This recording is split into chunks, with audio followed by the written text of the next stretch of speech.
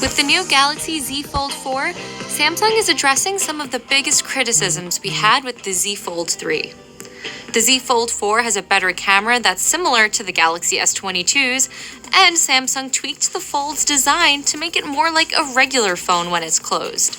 The Z Fold 4 launches on August 26th alongside the Z Flip 4 and starts at $1,800. We've only had a short amount of time with the device, but it seems like another step in the right direction for Samsung's large-sized foldable phones. Now that Samsung has been selling foldable phones for almost 3 years, it's clearly gotten a better grasp on who these phones are for and what people want from them. But at $1,800, the Z Fold 4 is still too expensive for many people. Here's a closer look at what's new in Samsung's latest foldable phone. The best thing about Samsung's Galaxy Z Fold devices is the way they can function as a phone when closed and a tablet when opened. But one of my biggest complaints about the Z Fold so far has been that it still feels kind of awkward to use as a phone when it's closed. Its screen is a little longer and taller than that of a regular phone, so the aspect ratio is slightly different. Samsung is trying to change that with the Galaxy Z Fold 4. The new phone has a slightly wider screen with a wider aspect ratio, which makes it feel a little bit more like a regular phone when it's shut. But don't expect it to feel exactly like a normal non-folding phone. The screen still isn't as wide as what you'd experience with something like the Galaxy S22 or the iPhone 13, and it's still thick when folded, but it's still an improvement over the Galaxy Z Fold 3. The 7.6-inch main screen on the inside is also brighter and 45% stronger compared to the Z Fold 3. The under-display camera blends into the screen more seamlessly too. But it's not just about the hardware. That giant screen isn't very useful without new software features to go along with it. Thankfully, Samsung is adding some new functionality to the Z Fold 4. When the phone is folded halfway, you can use the bottom portion of the display as a touchpad to control apps on the top half of the screen. The Z Flip 4 is getting this feature too. There's also a redesigned taskbar that now sits at the bottom of the screen.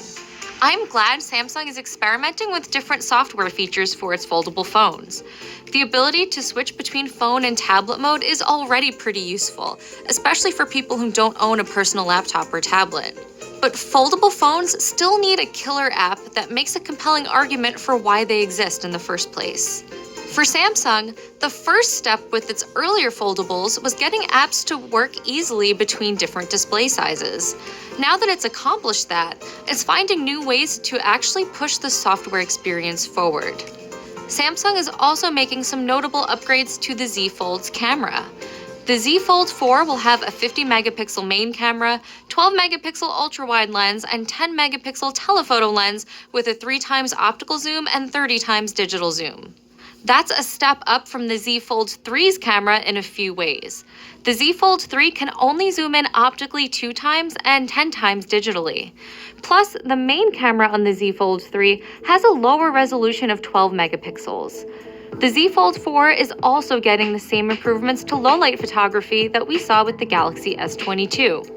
We'll know more about these camera improvements once we actually test the Z Fold 4, but it's nice to see Samsung close the gap between the cameras on its foldable phones and its flagship phones. The Galaxy Z Fold 4's battery capacity remains the same at 4,400 milliamps, and Samsung also says it should be able to charge up to 50% in 30 minutes. Like the new Z Flip 4, the Z Fold 4 also runs on Qualcomm's Snapdragon 8 Plus Gen 1 processor. That chip is a slightly newer and upgraded version of the one in the Galaxy S22 lineup. Overall, the Galaxy Z Fold 4 seems like a step forward for Samsung's foldable phone.